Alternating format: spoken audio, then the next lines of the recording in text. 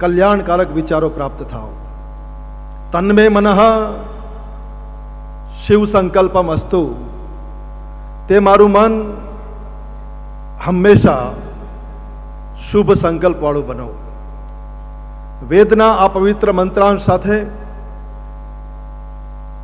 માત્ર અમરેલી શહેર નહીં પણ સૌરાષ્ટ્ર અને ગુજરાતમાં પણ જે સંસ્થા ખૂબ મજબૂત રીતે સાત્વિક માર્ગે અને પરિશ્રમના માર્ગે વાલીઓની અપેક્ષા, વિદ્યાર્થીઓના સપનાને સાકાર કરતી કરતી મજબૂત રીતે ડગ ભરી રહી છે, એ ઓક્સફર્ડ સ્કૂલના આજના આ 10 વર્ષના મહોત્સવ પ્રસંગે અહીં ઉપસ્થિત તમામ મહાનુભાવો, માતાઓ, બહેનો, વિદ્યાર્થીઓ, વાલીઓ અને ખાસ આદરણીય ગુરુજનો, મને હમણાં જ અહીંયા બોલવાનું છે એવી સૂચના મળી છે, એટલે કદાચ હું આપની અપેક્ષા મુજબ વાત ન કરી શકું, કોઈ જુદી વાત કરું કે વિરોધી વાત કરું તો મને ક્ષમા કરજો. પરંતુ મારો જે પરિચય આપ્યો એ મુજબ સંસ્કૃત અને ઇતિહાસના વિદ્યાર્થી તરીકે કરકર સાહેબ કાલિદાસના રઘુવંશ ઉપર મલ્લીનાથ સુરી નામના એક અદ્ભુત વિદ્વાને સંજીવની નામની ટીકા લખી છે. અહીંયા શિક્ષકો બેઠા છે, વિદ્યાર્થી અને વાલીઓ છે, સંચાલકો છે, ત્યારે મને આ વાત કરવાની ગમશે. મલ્લીનાથ સૂરીએ લખ્યું પહેલું વાક્ય, ના મૂલમ લિખ્યતે કિંચિત ન અનઅપેક્ષિતમ ઉચ્યતે. એનું ગુજરાતી એમ થાય, ના મૂલમ લિખ્યતે કિંચિત, આધાર વગરનું કાંઈ લખાય નહીં અને જરૂર કરતા વધારે બોલાય નહીં. મહાભારતની અંદર વાણીની 4 વિશેષતા બતાવી છે. વ્યર્થ બોલવું, એના કરતા મૌન રહેવું એ વાણીની પહેલી વિશેષતા છે. સત્ય બોલવું એ વાણીની બીજી વિશેષતા છે. પ્રિય બોલવું એ વાણીની ત્રીજી વિશેષતા છે.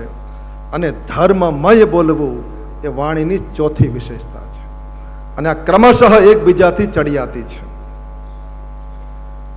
જ્યારે સારા સંચાલકોને સારા માર્ગદર્શક મળે ત્યારે એક સુંદર સંસ્થાનું નિર્માણ થતું હોય છે. જ્યાં જ્યાં આવી સાત્વિક સંસ્થાઓ હોય ત્યાં આપ જોજો, પૂર્વ વક્તાએ બહુ સારી વાત કરી, એના મૂળમાં કોઈકનું તપ તપી રહ્યું હોય છે, કોઈકનો પરિશ્રમ હોય છે. એ શિક્ષક હોય, સંચાલક હોય, આચાર્ય હોય, કોઈ પણ હોઈ શકે. સંસ્કૃતમાં એક અદ્ભુત સુભાષિત છે, અમંત્રમ અક્ષરમ નાસ્તિ, નાસ્તિ મૂલમ અનૌષધમ, અયોગ્ય પુરુષ નાસ્તિ, યોજકસ તત્ર દુર્લભ. એનું ગુજરાતી એમ થાય, ના મૂલમ લિખ્યતે કિંચિત, જે વાત કરી એ જ વાતને ફરીથી કહે છે આ સુભાષિત. અમંત્રમ અક્ષરમ નાસ્તિ, આ જગતમાં એવો કોઈ અક્ષર નથી જે મંત્ર ન બની શકે, એવું કોઈ ઝાડનું મૂળિયું નથી જે ઔષધિ ન બની શકે. અયોગ્ય પુરુષ નાસ્તિ, એવો કોઈ વ્યક્તિ નથી જે યોગ્ય ન બની શકે.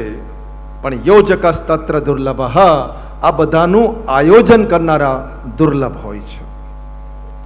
એટલે મારે આપને 2 વાત કરવાની છે. અહીંયા વિશાળ સંખ્યામાં વાલીઓ ઉપસ્થિત છે, વિદ્યાર્થીઓ છે, ત્યારે ખરેખર શિક્ષણ શું છે? આ એક મોટો સવાલ છે. કોઈને 90% આવી જાય તો એ વિદ્યાર્થીને આપણે સફળ ગણવો, કદાચ ટકા ઓછા હોય પણ વ્યવહારિક જ્ઞાન જેની અંદર આવી જાય એને સાચું શિક્ષણ મેળવનારો ગણવો? જે ડાહ્યા બની જાય, સીધા બની જાય, સરળ બની જાય, આજ્ઞાંકિત બની જાય એને સાચું શિક્ષણ મેળવનારો ગણવો? તો શિક્ષણની સાચી વ્યાખ્યા શું છે? સાચું માપદંડ શું છે? તો મારી દ્રષ્ટિએ શિક્ષણની તો ઘણી બધી વ્યાખ્યાઓ છે, પણ મને જે સૂજી છે અત્યારે સહજ રીતે આપ સૌને જોઈને, તો મને શિક્ષણની 3 વ્યાખ્યા કાચા સાહેબ સમજાણી છે. એક વખત સમુદ્રએ નદીને પૂછ્યું,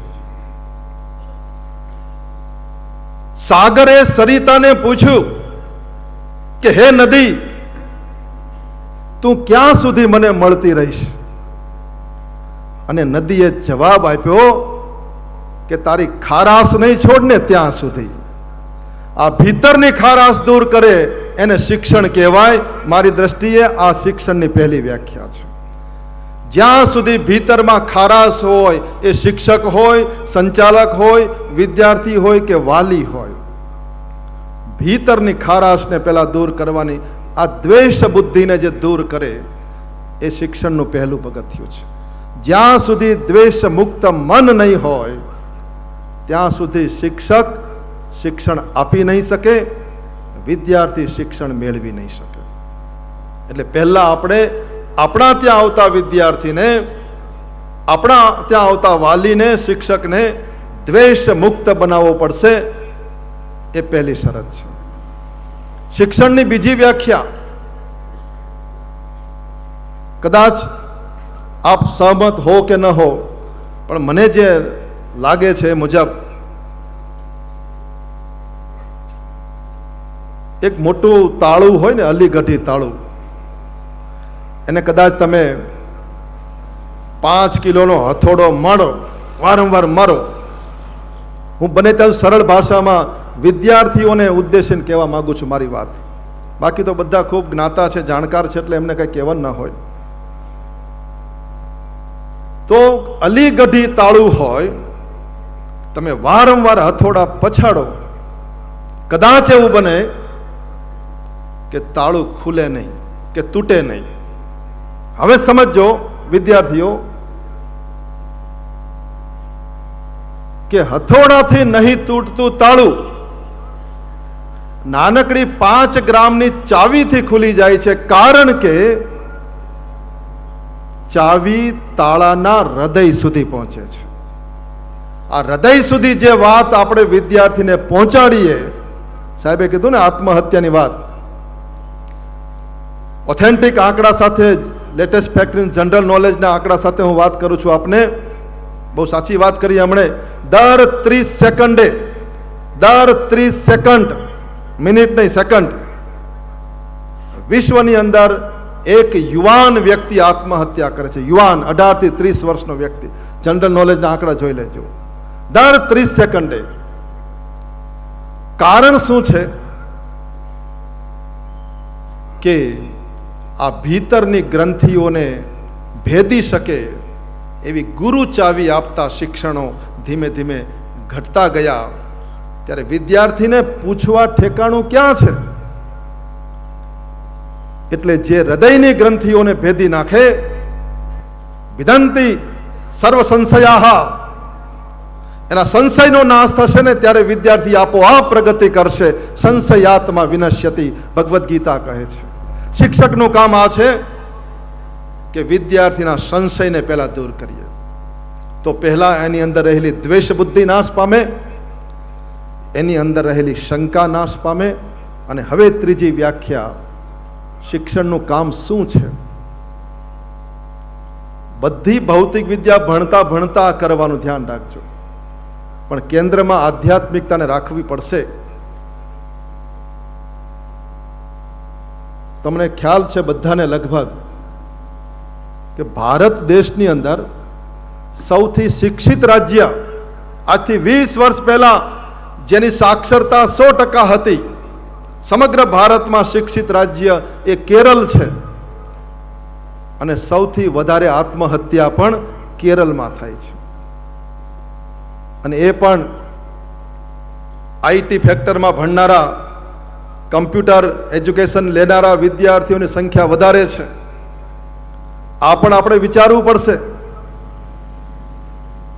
આવું શું કામ બને છે? એના કારણો તપાસવામાં રિસર્ચ થયા, એ આખો એક જુદો મુદ્દો છે. પણ એના તારણનું એક વાક્ય બહુ ધ્યાનમાં રાખવા જેવું છે. સાહેબે ધીરજની જે વાત કરી ને, કે બધી જ સંસ્થાઓ આપણે સતત વિદ્યાર્થીઓને યાદ રાખો, યાદ રાખો, યાદ રાખો, પણ ક્યારેક આપણે એને એ પણ શીખવાડવું પડશે કે હે વાલા વિદ્યાર્થી, ક્યારેક સમય આવે તું બધું યાદ રાખજે, પણ ક્યારેક થોડું ભૂલતા શીખજે. આ ભૂલતા નથી શીખવાડતા આપણે, પરિણામે ન યાદ રાખવાની બાબતો પણ એ ભૂલી શકતા નથી. મોબાઈલમાં જેમ ઇરેજનું બટન આવે છે કે જે મેમરીને ડિલીટ કરે છે, ત્યારે મોબાઈલ એની રીતે સમ્યક ગતિ કરી શકે છે, તો હેંગ થઈ જાય. એટલે સંસ્કૃતમાં એક બહુ અદ્ભુત વાક્ય છે, સાક્ષરા વિપરીતાહ રાક્ષસા ભવંતી. ભણેલા માટે સાક્ષર શબ્દ છે. સાક્ષર એટલે ભણેલા, પણ એને તમે ઉલટાવીને વાંચો ને, સાક્ષરા, હવે પાછળથી વાંચો ઊંધું, તો શું થશે વિદ્યાર્થીઓ? સાક્ષરા તો રાક્ષસા. સાક્ષરા વિપરીતાહ રાક્ષસા ભવંતી. જ્યારે ભણેલો વ્યક્તિ અવળું આચરણ કરે ત્યારે રાક્ષસ બને છે. એટલે મારી દ્રષ્ટિએ શિક્ષણની આ એક છેલ્લી વ્યાખ્યા એમ કહેવાય છે કે હું આપને જોઈ શકું, આપ બધા મને જોઈ શકો છો. આપણને જ્ઞાન પ્રાપ્તિમાં મદદ કરે છે અત્યારે આજુબાજુમાં રહેલી સૂર્ય જ્યોતિ. આ સૂર્યને કારણે આપણે એકબીજાને જોઈ શકીએ છીએ. તો જ્ઞાન પ્રાપ્તિમાં મદદરૂપ થાય છે સૂર્ય જ્યોતિ. પણ સૂર્ય ન હોય, રાત્રિનો ઘનઘોર અંધકાર હોય, ત્યારે કોઈ નાનકડો દીવો પ્રગટાવે અને આપણે વસ્તુને જોઈ શકીએ, ત્યારે મદદે આવે છે, તેને દીપ જ્યોતિ કહેવાય. પણ હવે સમજો કે આ જ રાત્રિ, ઘનઘોર રાત્રિમાં કોઈ જંગલમાંથી પસાર થતું હોય, ભયાનક વાવાઝોડું હોય, વંટોળિયા ફૂંકાતા હોય, અને કાજળ ઘેરી રાત્રિમાં આપણે આપણા હાથને ન જોઈ શકીએ, દીવો પણ ન પ્રગટાવી શકીએ, ત્યારે કોઈનો ધ્વનિ, કોઈનો શબ્દ, કોઈનો અવાજ આપણી મદદે આવે છે. અને ત્યારે જે જ્ઞાન પ્રાપ્તિ કરાવે છે એને કહેવાય શબ્દ જ્યોતિ. અને છેલ્લી વાત યાદ રાખજો, સૂર્ય જ્યોતિ પણ ન હોય, દીપ જ્યોતિ પણ ન હોય, અને શબ્દ જ્યોતિ પણ ન હોય, ત્યારે આપણને જે માર્ગ બતાવે તેને કહેવાય આત્મજ્યોતિ. અને આ આત્મજ્યોતિનો જે અનુભવ કરાવે એને શિક્ષણ કહેવાય. આ મારા મતે શિક્ષણની ત્રીજી અને છેલ્લી વ્યાખ્યા છે. તો આત્મજ્યોતિ શું છે? આત્મજ્યોતિ ક્યારે પ્રગટે? એ પછી સાયન્સના વિદ્યાર્થી હોય, આર્ટ્સના હોય, કોમર્સના, ગમે તે હોય, વિદ્યાર્થીની અંદર જ્યારે આત્મવિશ્વાસની જ્યોતિ પ્રગટશે ત્યારે સૌથી પહેલું કામ એના ચારિત્રના નિર્માણનું થશે. એ કર્મનો સિદ્ધાંત જાણતા શીખશે.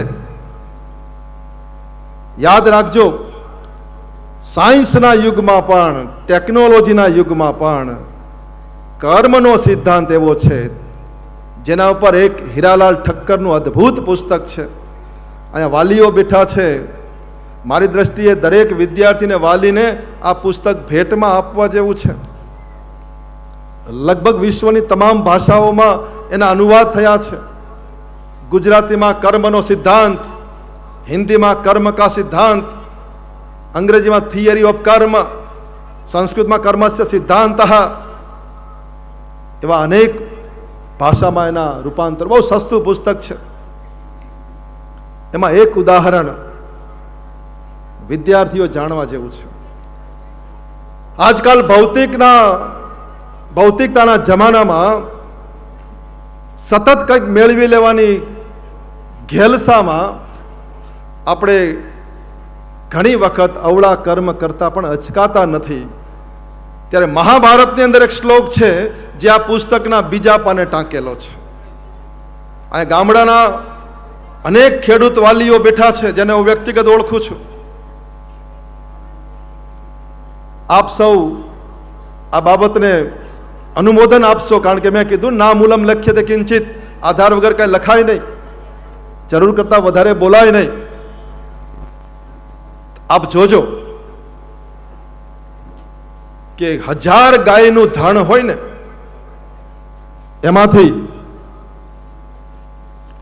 એમાંથી વાછરડું એની માતાને શોધી લે છે.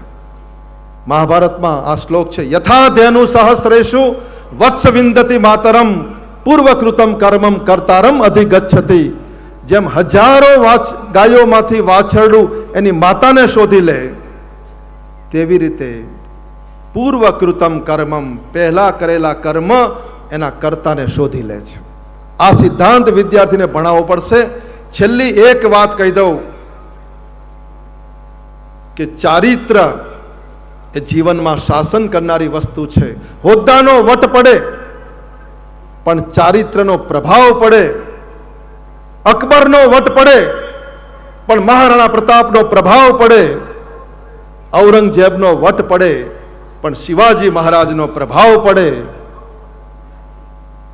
રાજાઓ મહારાજાઓના વટ પડે પણ કૃષ્ણકુમારસિંહજીનો પ્રભાવ પડે. જવાહરલાલ નહેરુનો વટ પડે પણ સરદાર વલ્લભભાઈ પટેલનો પ્રભાવ પડે. આ ચારિત્ર છે. છેલ્લી આ સૌરાષ્ટ્રની ભૂમિને વંદન કરી મારી વાત પૂરી કરીશ.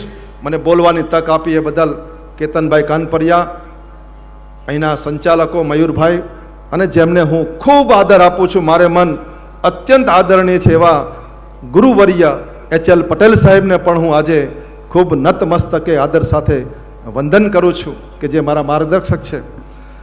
છેલ્લે કવિદાદની પંક્તિ અને મારી વાત પૂરી થોડાક ફેરફાર સાથે.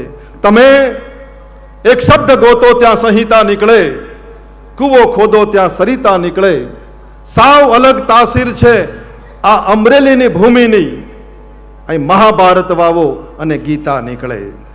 જનક જેવા જો આવીને હળને હાકે તો હજુ આ ભૂમિમાંથી સીતા નીકળે. હજુ એ ધબકી રહી છે લક્ષ્મણની રેખા, હજુ એ ધબકી રહી છે લક્ષ્મણની રેખા કે રાવણ જેવાય જ્યાંથી બીતા બીતા નીકળે. અને દત્ત યોગી જેવાની જો એક ફૂંક લાગે તો ધૂણી તપની દખીતા નીકળે. દાદ આમ તો આ અમરેલી નગર છે સાવ અજાણ્યું, પણ દરેક ખૂણેથી કોઈ ઓળખીતા નીકળે. દરેક ખૂણેથી કોઈ ઓળખીતા. ધન્યવાદ.